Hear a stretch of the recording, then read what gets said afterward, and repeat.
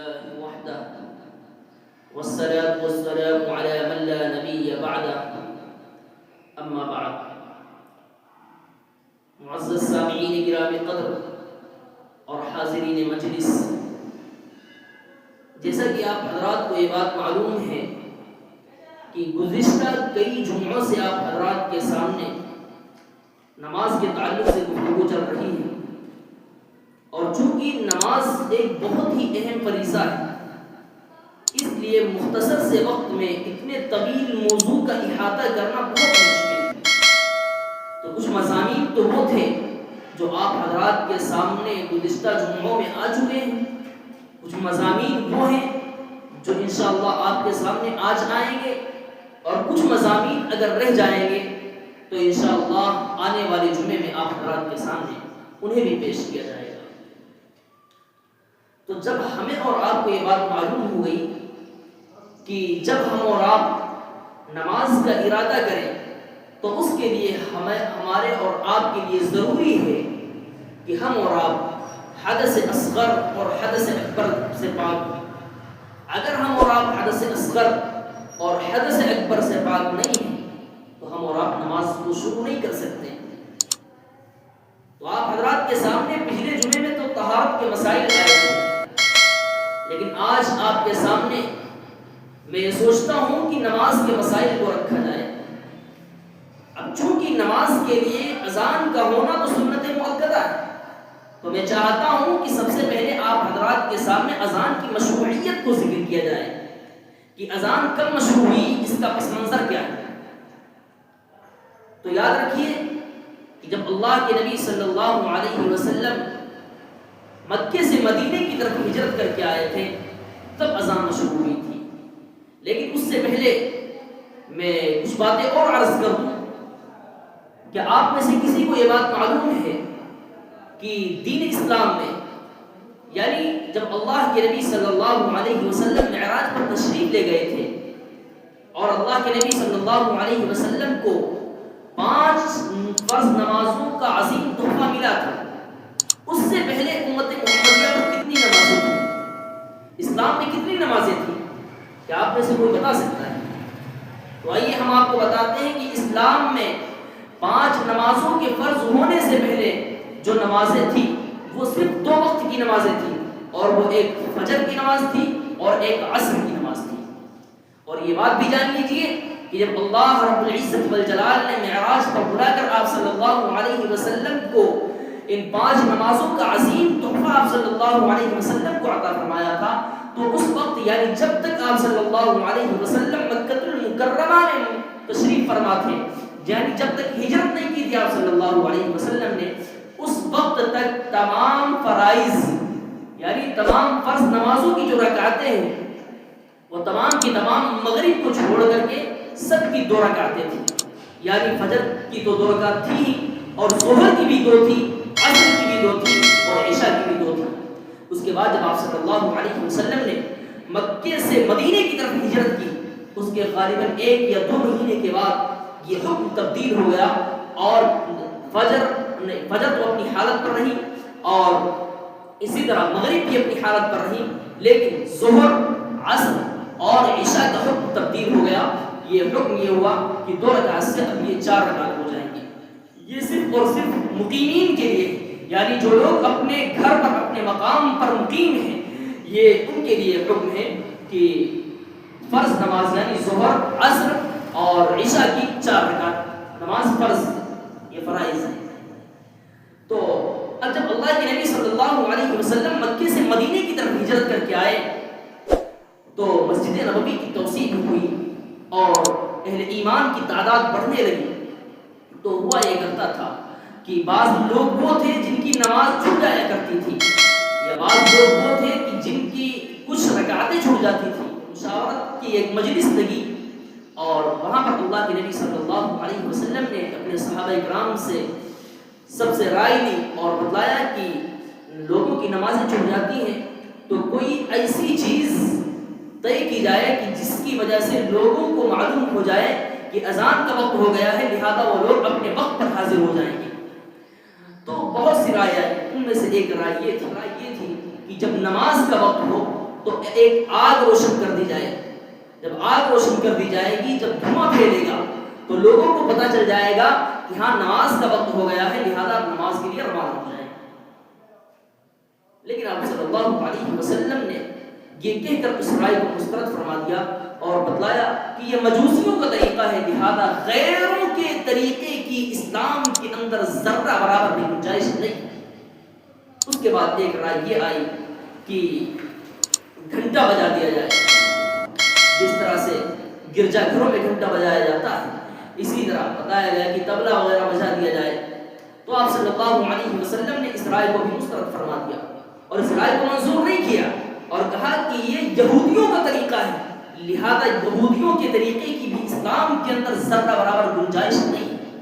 آپ صلی اللہ علیہ وسلم نے اس رائے کو بھی مسترد فرما دیا.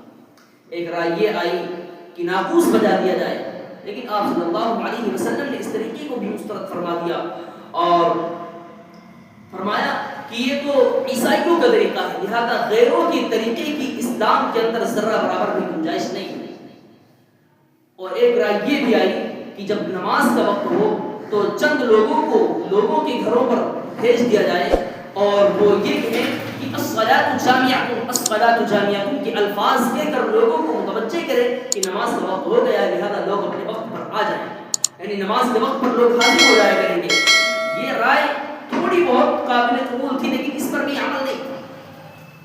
لہذا مشاورت کی مجلس تمام خاص کے تمام صحابہ کرام اپنے گھروں کو واپس روانہ ہوئے اور انہی میں سے ایک صحابی حضرت عبداللہ بن زید ابن عبد ربہ رضی اللہ تعالی عنہ ایک عظیم صحابی تھے.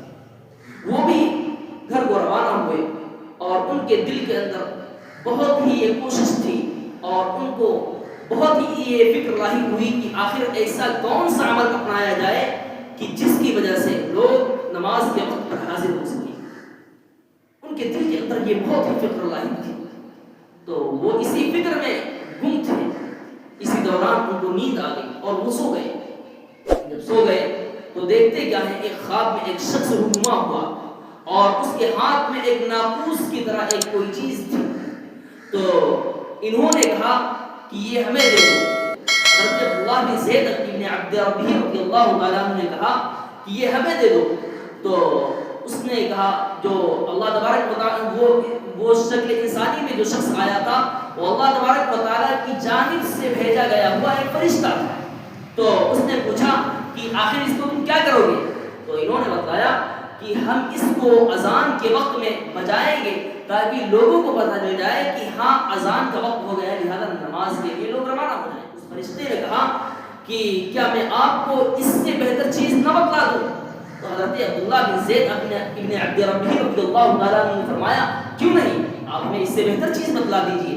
چنانچہ اس فرشتے نے حضرت عبداللہ ابن زید ابن عبد ربہ رضی اللہ تعالیٰ عنہ کو پوری اذان دے کر بتلائی اور بتلایا کہ یہ طریقہ اس سے بہتر ہے. اور اس جگہ کو چھوڑ کر دوسری جگہ پر وہ فرشتہ کھڑا ہوا اور وہاں پر اقامت کے الفاظ کہے اور وہاں پر بعینی ہی وہی الفاظ تھے لیکن وہاں پر دو الفاظ زائد ہو گئے، یعنی قد قامت الصلاۃ. تو حضرت عبداللہ ابن زید ابن عبد ربہ رضی اللہ تعالیٰ عنہ جب نیند سے بیدار ہوئے اور صبح کے وقت فجر کی نماز سے پہلے آپ صلی اللہ علیہ وسلم کے دربار میں حاضر ہوئے اور آپ صلی اللہ علیہ وسلم سے بتلایا کہ آج ہم نے یہ خواب دیکھا ہے. پوری خواب آپ صلی اللہ علیہ وسلم کے ساتھ ذکر کی اور آپ صلی اللہ علیہ وسلم نے بتلایا کہ یہ رؤیا صادقہ میں سے ہے، رؤیا صالحہ میں سے ہے، یہ سچے خوابوں میں سے خواب ہے.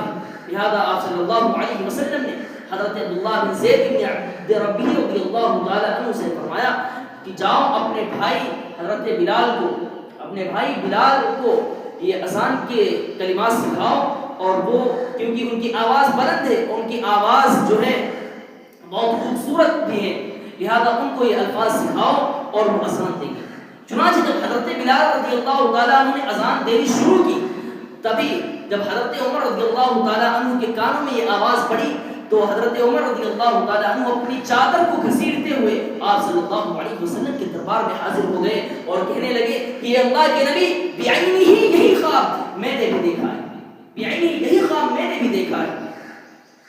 تو اللہ کے نبی صلی اللہ علیہ وسلم نے پھر تصدیق فرمائی کہ واقعی یہ خواب اللہ کی طرف سے لہذا وہاں پر یہ حکم نافذ ہو گیا.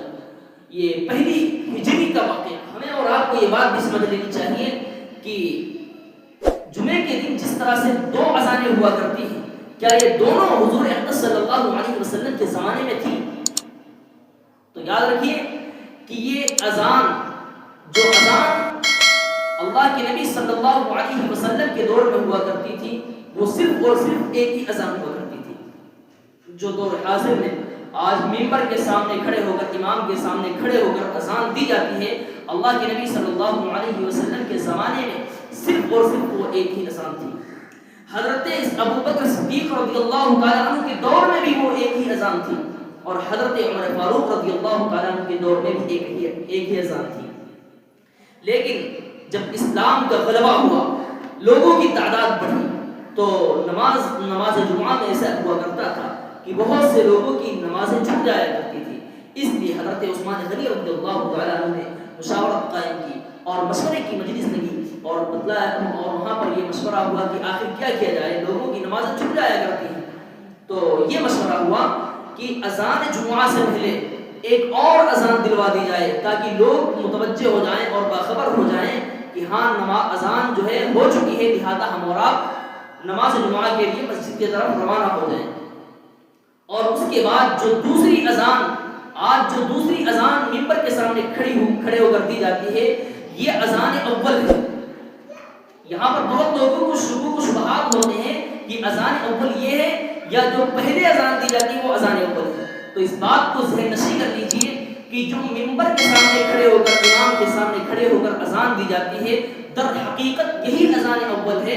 اور جو پہلے اذان دی جاتی ہے 20 منٹ 25 منٹ یا آدھا گھنٹہ پہلے اذان دی جاتی ہے، وہ اذان ثانی ہے. یعنی اس کا آغاز حضرت عثمان غنی رضی اللہ تعالیٰ عنہ کے دور میں ہوا ہے. آپ صلی اللہ علیہ وسلم کے زمانے سے حضرت عمر فاروق رضی اللہ تعالیٰ عنہ کے زمانے تک چلی آ رہی تھی. لیکن لوگوں کی تعداد کی وجہ سے، لوگوں کی کثرت ہوئی، اسلام کا غلبہ ہوا، اس لیے حضرت عثمان غنی رضی اللہ تعالیٰ عنہ نے اس دوسری اذان کا آغاز کیا تھا. امید کرتا ہوں کہ آپ حضرات کو یہ واقعہ سمجھ میں آ گیا ہوگا. اب چونکہ وقت ہو چکا ہے، اس لیے میں اپنی بات کو انہی چند الفاظ پر ختم کرتا ہوں. دعا کیجیے کہ اللہ تبارک و تعالیٰ ہمیں اور آپ کو صحیح سمجھ بوجھ عطا فرمائے اور اگلے جمعے سے جلد آنے کی کوشش عطا فرمائے. اللہ تبارک و تعالیٰ ہم سب کو کہنے سے زیادہ عمل کرنے کی بھی توفیق عطا فرمائے. آمین. وآخر دعوانا ان الحمد للہ.